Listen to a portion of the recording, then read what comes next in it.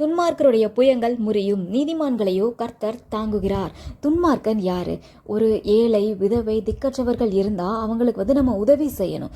ஒரு மனிதன்கிட்ட ஒரு அதிகாரம் இருக்குது, அவங்களுக்கு உதவி செய்யலாம், அவங்களுக்கு நல்லா கைட் பண்ணலாம். நன்மை இது தீமை இதுன்னு சொல்கிற தெரிந்த புத்தி இருந்தும் ஆனால் அந்த மனிதர்கள் தவறான வழியில போவாங்க. தான் கிட்ட இருக்கிற அந்த பவரை அதை யூஸ் பண்ணி, அந்த வல்லமையை யூஸ் பண்ணி, அவங்க அது என்ன பவராக வேணா இருக்கலாம். ஒருவேளை அவங்க பேசும்போது அந்த அதிகாரம் அவங்களுக்கு கொடுக்கப்பட்டிருக்கலாம். பேசும்போது அவங்க 4 பேர் அதை நம்புவாங்க.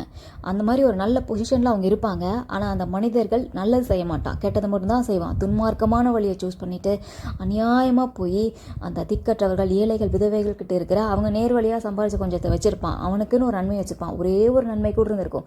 அதை கூட விட்டு வைக்காமல் அநியாயமாக அபகரித்து கொண்டு செழிப்பாக வாழ்கிற மாதிரி அவன் வெளியில் காமிச்சிட்டு இருப்பான். அந்த செழிப்பான வாழ்க்கையை பார்த்து மனம் போகிறவங்க எவ்வளவோ பேர் இருப்பாங்க. அவங்க செழிப்பாக வாழலாம், வெளி உலகத்துக்கு அப்படி தெரியலாம். ஆனால் அந்த துன்மார்க்கமான காரியத்தில் தானே அவன் அதை எடுத்துகிட்டு வந்தான். நல்ல வழியில் செழிப்பாக இருந்தால் அவன் நல்லா இருப்பான்.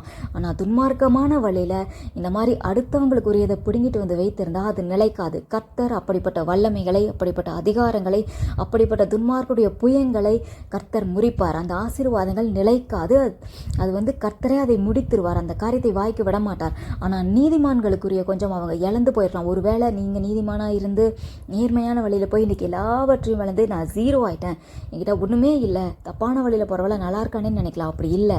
நீங்கள் சோர்ந்து போகாதீங்க. நீதிமான்களை கர்த்தர் தாங்குகிறார். உனக்கு யாருமே இல்லைன்னு சொல்லாதீங்க. உங்களை தான் கர்த்தர் தாங்குகிறார். உன்னை தாங்கிறதுக்காகவே ஒருத்தர் கூடவே இருக்கிறார். நீங்கள் சூஸ் பண்ண பாதை தான் அதுக்கு ரீசன். நீங்கள் நீதிமானாக இருக்கணும்னு நினச்சதுனால தான் கர்த்தர் உங்கள் கூட இருக்கிறார். நீங்கள் இல்லாத குறைவுகளை பார்த்து கவலைப்படாதீங்க. கண்டிப்பாக கர்த்தர் உங்களுக்கு அதை கொடுப்பார். உங்கள் வாழ்க்கையில் குறைவே இருக்காது. கர்த்தர் வந்துட்டார்ல, உங்களை தாங்கிறதுக்காகவே, உங்களை தாங்கி பிடிக்கிறதுக்காகவே அவர் வந்துட்டாரு. உங்கள் வாழ்க்கையில் இனி குறைவு இருக்காது. நீங்கள் நினச்சி பார்க்க முடியாத நிறைவான நன்மைகள் உங்களுக்கு வரும். நீங்கள் இல்லைன்றதை நினச்சி, இல்லை நம்ம கைவிட்டு போயிடுச்சேன்றதை நினச்சி கவலைப்பட வேண்டாம். உனக்கு அதை விட பெஸ்ட்டாக ஆண்டவர் தருவார். கர்த்தர் உன்னை தாங்குகிறதுக்காக உங்க கூட இருக்கார். உங்கள் நம்பிக்கையை நீங்கள் கர்த்தர் மேலே வைங்க. அவருடைய நம்பிக்கை, அவர் மேலே நீங்கள் நம்பிக்கை வைத்தா அதை அசைக்க கூட முடியாது. கர்த்தருடைய புயம், அந்த வல்லமையுள்ள புயம், அது உங்கள் கூட இருக்குது. இனி உங்களுக்குரியதை ஒருவரும் தொட முடியாது. நீங்கள் உங்களுக்குரியதெல்லாம் நீங்கள் சொல்லுங்கள், நான் என்னையும் என் குடும்பத்தையும் எனக்குரிய ஒவ்வொரு நன்மையும் உங்கள் கையில் ஒப்பு கொடுக்குறாண்டவரேன்னு சொல்லுங்கள். கர்த்தருடைய புயம் அது வல்லமையானது. அது ரொம்ப பவர்ஃபுல், ஸ்ட்ராங்காக இருக்கும். அதை யாராலையும் முறிக்க முடியாது, அசைக்க முடியாது. அவர் கையில் நன்மை இருந்தால் அதை தொடக்கூட முடியாது.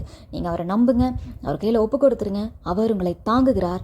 உங்களை அழித்த துன்மார்க்கருடைய புயங்கள் முறிக்கப்படும், அவருடைய கிரியைகள் முறிக்கப்படும். அவருடைய காரியங்கள், துன்மார்க்கமான காரியங்களை கர்த்தர் அபத்தமாக்குவார். உங்களுடைய காரியங்கள் வாய்க்கும். கர்த்தர் அதை செய்வார். அவர் உங்களை தாங்குகிறார்.